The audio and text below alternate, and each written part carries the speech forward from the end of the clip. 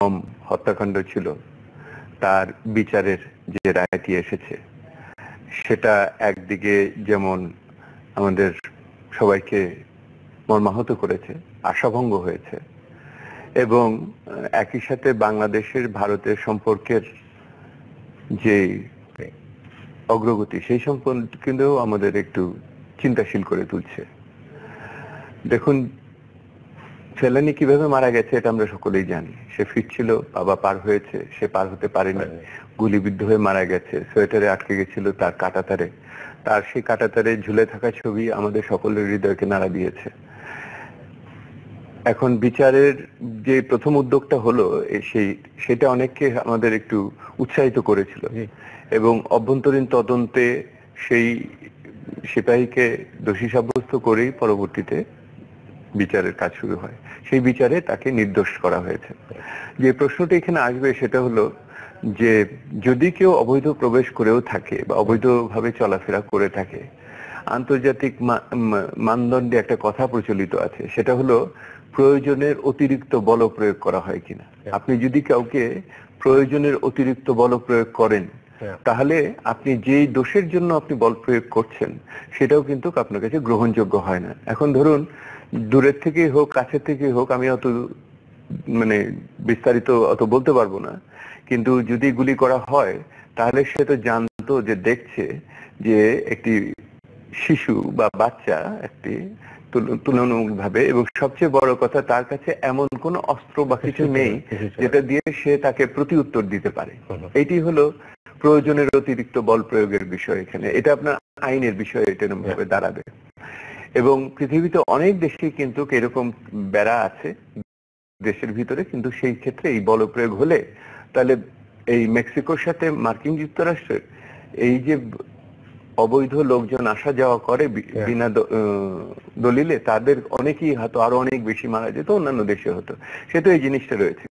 এই জিনিসটা আরো মর্মান্তিক এই জন্য যে সীমান্তে যেই ধরনের মানুষ মারা যায়, এবং বেশিরভাগই বাংলাদেশি মারা যায়, তাদের সবাই জানে যে এরা কেউই সবাই নিরস্ত্র, বড়জোর অর্থনৈতিক প্রয়োজনে এক ধরনের কেনা বেচা সম্পর্কের সাথে থাকে, এবং বলা হয়ে থাকে যে অনেক সময় তাদের প্রয়োজনীয় বা দাবিকৃত উৎকোচ দিতে না পারার কারণে তাদের উপর গুলি বর্ষণ করা হয়, এবং সেটা তার নিয়ম।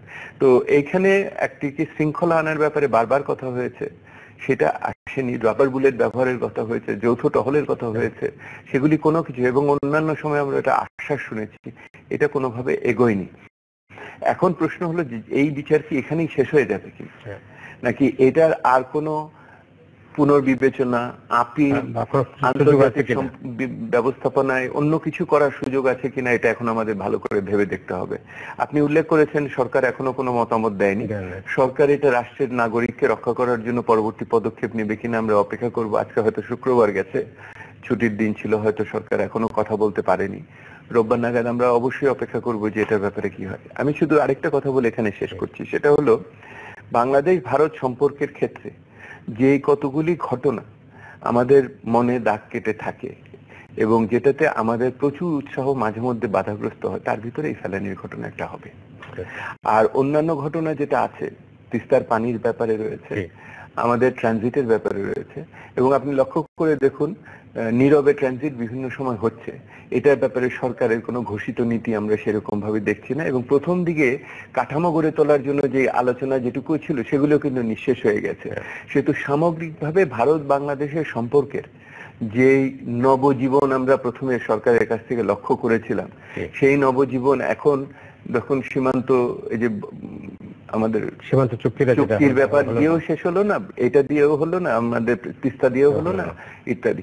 এই সময়কালে সবচেয়ে হয়তো ভারত বাংলাদেশের সাথে সম্পর্কের বড় অর্জন আপনার অর্থনৈতিক দিক থেকে, যে আমরা কোটামুক্ত ভাবে ভারতে আমাদের রপ্তানি বাড়াতে পেরেছি। সেইটা রপ্তানিতে আগামী দিনে আরো কত বাড়ে সেটা দেখার বিষয়, কিন্তু শেষ বিচারে কিন্তু এটা রাজনৈতিক সম্পর্কের বিষয়।